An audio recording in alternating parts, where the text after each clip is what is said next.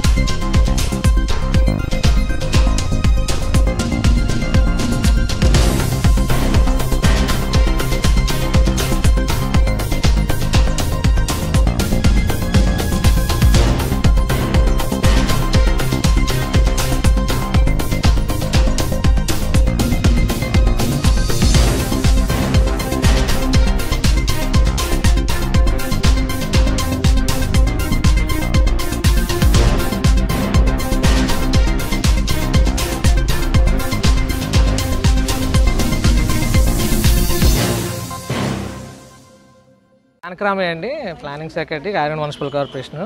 మరి ఈరోజు ఇలా కమిషనర్ ఆఫీస్కి వచ్చి మా ప్రొటెస్ట్ తెలియడానికి కారణం ఏంటంటే, రీసెంట్గా గవర్నమెంట్ జియో నెంబర్ 5 ఇష్యూ చేసింది. దాంట్లో రేషనలైజేషను, ట్రాన్స్ఫర్స్ అన్నీ కలిపి చేయాలని చెప్పి గవర్నమెంట్ ఇన్స్ట్రక్షన్స్ ఇవ్వడం జరిగింది. ఇప్పటికే రేషనలైజేషన్లో క్లారిటీ లేదు. రేషనలైజేషన్లో మిగిలిన ఎంప్లాయీస్ని ఎక్కడ పెడతారు, వాళ్ళు అసలు ఏం చేస్తారు, డిప్యుటేషన్స్ ఇస్తారా, ఓడీలు ఇస్తారా, వాళ్ళకి ప్రమోషన్లు ఇచ్చి పంపిస్తారనేది క్లారిటీ లేదు. అలాగే ఇప్పుడు రేషనలైజేషన్లో చాలా పోస్టులకి ఎస్ నో పెట్టారు. నోకి ట్రాన్స్ఫర్ చేస్తారా, ఎస్కి ఎస్ పెడతారో తెలియదు. అలాగే ఎటువంటి గెస్టెడ్ ఆఫీసర్కి ఉండే రూల్స్ని మాకు అప్లికేబుల్ చేయడం అనేది చాలా అన్యాయం. ఎందుకంటే గెస్టెడ్ ఆఫీస్ అనేవాళ్ళు వాళ్ళకి క్యాడర్ ఎక్కువ ఉంటుంది, సాలరీస్ ఎక్కువ ఉంటాయి, స్ట్రెంత్ ఎక్కువ ఉంటుంది. మరి మాకు 30,000 జీతానికి ఇప్పుడు ఎంతోమంది పిల్లలు, ఆడపిల్లలు పిల్లలతో ఉన్నారు, చిన్నపిల్లలతో ఉన్నారు. వీళ్ళందరూ ఆల్రెడీ స్కూల్లో అడ్మిషన్ తీసుకుంటున్నారు. ఇప్పుడు రేషనలైజేషన్ అండ్ ట్రాన్స్ఫర్స్ని కంబైన్డ్గా చేయమంటున్నారు. ఇప్పుడు ఇలా చేసి నేటివ్ మండలంలో ఉండడానికి అవకాశం లేదంటున్నారు. నేటివ్ మండలంలో ఇల్లులు ఉన్నాయని చెప్పి పాత గవర్నమెంట్లు ఏమన్నారు, మీ మండలాల్లోనే మీకు ఉద్యోగం పోస్టింగ్లు ఇస్తాం అని చెప్పి 15,000కి మమ్మల్ని తీసుకొచ్చి ఇప్పుడు 30,000 జీతానికి మమ్మల్ని వేరే యుఎల్బీలకి, వేరే నేటివ్ మండలాలకి వెళ్ళి వర్క్ చేయమంటున్నారు. ఇది చాలా అన్యాయం. మాకు న్యాయం జరగాలి. న్యాయం జరిగే వరకు కూడా ఈ పోరాటం సాగుతుంది. ఈరోజు వచ్చిన వాళ్ళు కమిషనర్కి రిప్రజెంటేషన్ ఇవ్వడానికి వచ్చారు. మరి దీన్ని పరిగణనలో తీసుకొని ఇమీడియట్గా జీవో 5ని రద్దు చేయాలని, రద్దు చేసి ఒక నిర్దిష్టమైన క్లియర్గా రేషనలైజేషను అండ్ ట్రాన్స్ఫర్లు క్లియర్గా కరెక్ట్గా మాకు నేటివ్ మండలంలో అవకాశం ఇవ్వాలి. అలాగే ఈ రేషనలైజేషన్లో యష్ నో పెట్టిన పోస్టులు ఏదైతే ఉన్నాయో దాంట్లో నో పెట్టిన పోస్టుల్లో ఉన్న వాళ్ళని ఏం చేస్తారో క్లియర్గా ఇన్స్ట్రక్షన్స్ ఇచ్చాక ట్రాన్స్ఫర్స్ను ముందుకు చేయించాలని ఈరోజు Kakinada municipal corporation staff GSW staff తరఫున కోరడం అయింది. జానకరామే అండి, మహానగర్ సచివాలయం, కాకినాడ మున్సిపల్ కార్పొరేషన్. సార్ నా పేరు ఎలిజబెత్ అండి. కాకినాడ మున్సిపల్ కార్పొరేషన్లో మేము వర్క్ చేస్తున్నాం GSWS అండర్ డిపార్ట్మెంట్లో. ఇప్పుడు మేము శాంతియుతంగా మా రిప్రజెంటేషన్ ఇవ్వడానికి వచ్చాం. మా కీ పాయింట్స్ వచ్చి ఏ ప్రభుత్వ ఉద్యోగికైనా ఫస్ట్ సీనియారిటీ లిస్ట్ ఇచ్చి ప్రమోషన్ ఛానల్ ద్వారా ఎవరికైతే సీనియారిటీ లిస్ట్లో ఉన్నారో వాళ్ళకి ప్రమోషన్స్ ఇచ్చి తర్వాత ట్రాన్స్ఫర్ చేస్తారండి. ఇక్కడ మాకేంటంటే రేషనలైజేషన్ అన్న పేరుతోటి ఎవరిని ఎక్కడ పంపిస్తారో క్లియర్ గైడెన్స్ లేదండి. దాని మీద ఒక క్లారిటీ కోసం మేము విన్నతి పత్రం ఇవ్వడానికి వచ్చామండి. అలాగే ప్రొబేషన్ డిక్లరేషన్ అయిన తర్వాత 3 సంవత్సరాలు అయింది. అది కూడా పరిగణలోకి తీసుకోకుండా 5 years అని చెప్పి మాకు మీరు మారాలి అని అన్నారు. 2 years ప్రొబేషన్ని కన్సిడర్ చేస్తే దాని ప్రకారం కూడా మాకు ఎక్స్ట్రా నేషనల్ ఇంక్రిమెంట్ అనేది వస్తుందండి. అది కూడా పరిగణనలో తీసుకుని మాకు ఫైనాన్షియల్గా కూడా చాలా నష్టపోయాం నిజం చెప్పాలంటే. కానీ ఎప్పుడూ ప్రభుత్వానికి సపోర్టింగ్గానే ఎలాంటి పథకం పెట్టినా లేదంటే ఎలాంటి ప్రోగ్రామ్ వచ్చినా ఇనిషియేషన్ ఫస్ట్ GSWS నుంచే ఫస్ట్ వస్తుందండి.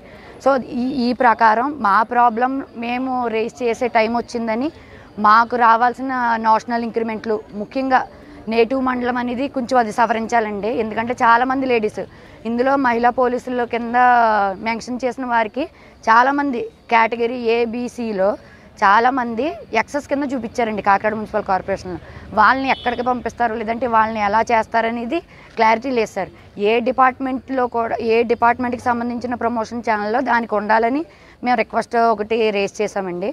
మాకు నేషనల్ ఇంక్రిమెంట్స్ ఒకటి DL ఒకటి పెండింగ్ ఉన్నాయి. అలాగే 9 months మాది ప్రొబేషన్ డిక్లరేషన్ అయిన తర్వాత మాకు 9 months అని ఆ పీరియడ్కి రావాల్సిన ఏరియర్ అమౌంట్ కూడా మాకు బకాయిలు ఉండిపోయినాయండి.